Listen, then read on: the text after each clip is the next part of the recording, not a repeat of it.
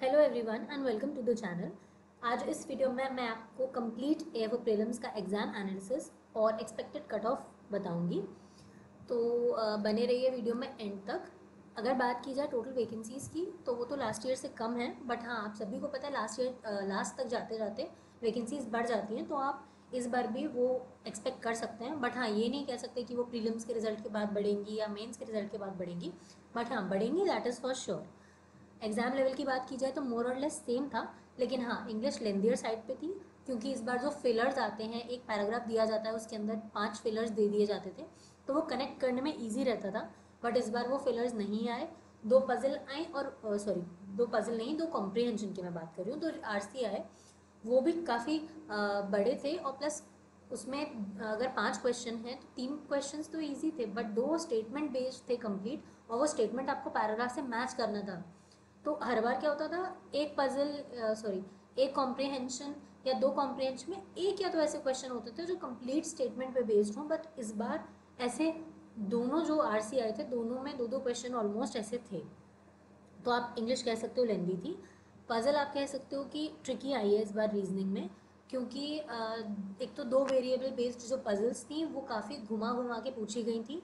दूसरा अगर आप बात करें ब्लड रिलेशन की, तो ब्लड रिलेशन काफ़ी टफ था इस बार। क्यों ऐसा इसलिए मैं बोल रही हूँ, क्योंकि जो नंबर ऑफ पर्सन्स होते हैं, हर बार दिया जाता है कि they are 7 members in the family और 8 मेंबर्स इन द फैमिली। इस बार जो ब्लड रिलेशन था उसमें ऐसा नहीं दिया गया था।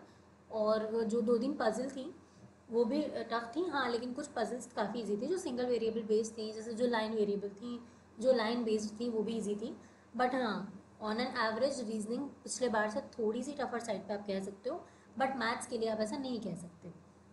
मैथ्स मोर और लेस सेम ही थी, और मैं तो कहूँगी ईजियर साइड पे ही थी, क्योंकि अप्रोक्सीमेशन आ गया था, क्वाड्रेटिक आ गई थी, तो 10 नंबर तो सीधे सीधे बन गए थे उससे लोगों के। सेक्शनल कट ऑफ की अगर बात करें तो इंग्लिश मैं 6 से 7 मान रही हूँ, क्योंकि इंग्लिश मुझे इस बार थोड़ी सी लेंदी लगी। रीजनिंग में 10 से 11 इसलिए मान रही हूँ क्योंकि रीजनिंग भले ही पिछले बार से ज़्यादा स्कोरिंग थी, बट कुछ कुछ पजल्स ऐसी थी जो कि बना रहे थे बच्चे, और 5 से 7 मिनट वहाँ वेस्ट हो गए, वो पजल्स नहीं बनी। इस वजह से रीजनिंग में जिन बच्चों ने पजल्स पे ज़्यादा फोकस किया है उनके कहीं ना कहीं मार्क्स डिफर करेंगे। तो ऑन एन एवरेज आप 10 से 11 मान सकते हैं।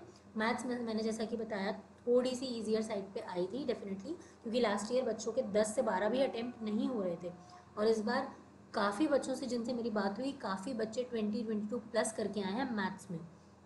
बाकी आप कमेंट सेक्शन में अपने मार्क्स बताना, तो और ज़्यादा आइडिया हो जाएगा कि किसने कितने मैथ्स में अटैम्प्ट किए हैं और कितनी ऑन एन एवरेज बच्चे किस रेंज से ऊपर हैं। तो 12 से 13 आप मान लीजिए। अभी तक मेरी जिनसे भी बात हुई है उनके सबके 20 प्लस जो स्कोर बन रहा है मैथ्स में, ये मैं 90% एक्यूरेसी के साथ बोल रही हूँ जिन भी बच्चों से मेरी बात हुई है। तो इस वजह से मैं 12 से 13 इसकी कट ऑफ मान रही हूँ। सेकेंडली अगर ओवरऑल कट ऑफ की बात करेंगे आप, तो 47 से 52 ही ओवरऑल कट ऑफ बनेगी।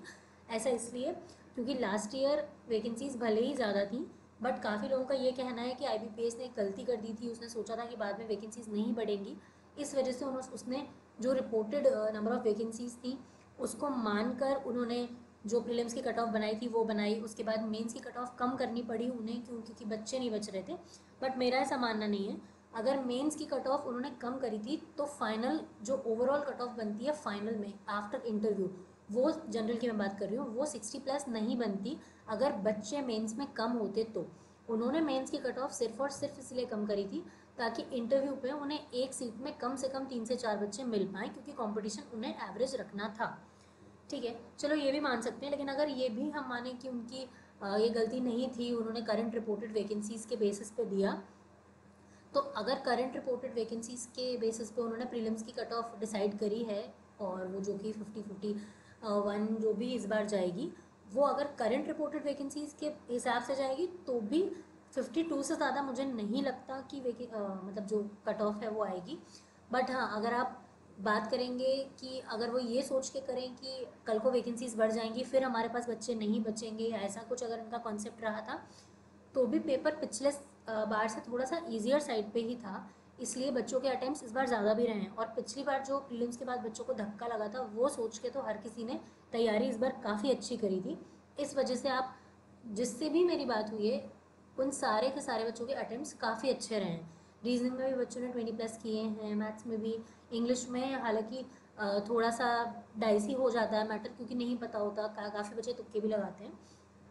बट हाँ, अगर आप रीजनिंग और मैथ्स की बात करेंगे तो काफ़ी बच्चों ने 20+ किए हैं, तो इस वजह से 47 to 52 मैं मान रही हूँ।